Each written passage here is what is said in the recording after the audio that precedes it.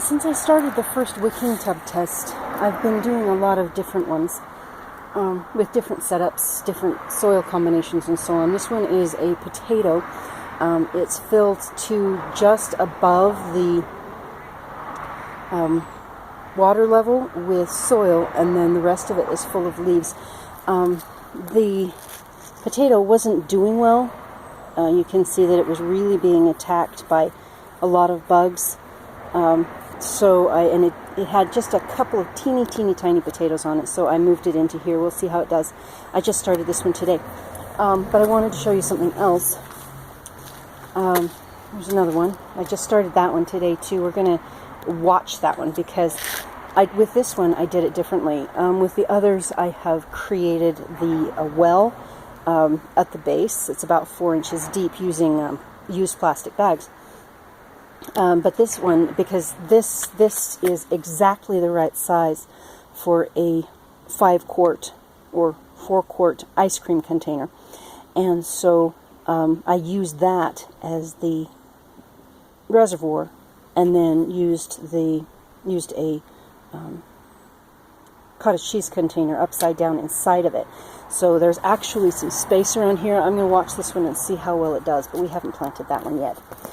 The other thing that I wanted to show you, and I don't know what the difference is, I don't know why this is happening, but all of the wicking tubs, this pipe is supposed to be how you water the wicking tub, and the water is supposed to just flow down into the reservoir and fill it up, blah, blah, blah, blah, blah. Maybe it's because of the soil that I'm using, maybe there's something else. Now the wicking tubs themselves are doing fantastic.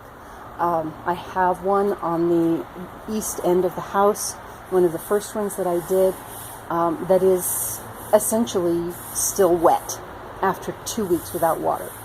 I started to water it this morning, and then I started to water it this morning, and this is why I stopped.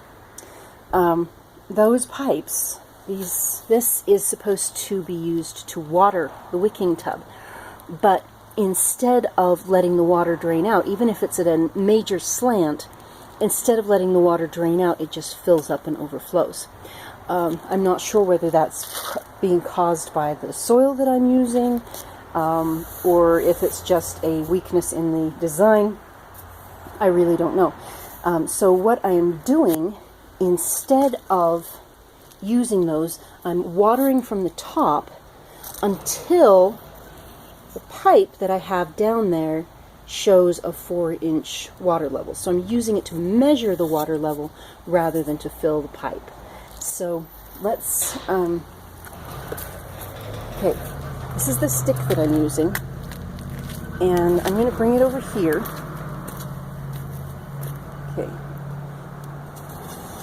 Just let it fall all the way down and bring it back up, okay? So this, about 6 inches, is our water level inside this tub. Okay? So I'm using it to measure the water level rather than to fill. I'm just filling from the top because there's no, because the pipes, I don't know, maybe the pipes need to be bigger around. Maybe I'll try one with a 2-inch pipe instead of the 1-inch, but those pipes are not working to fill the wicking beds. I'll talk with you later.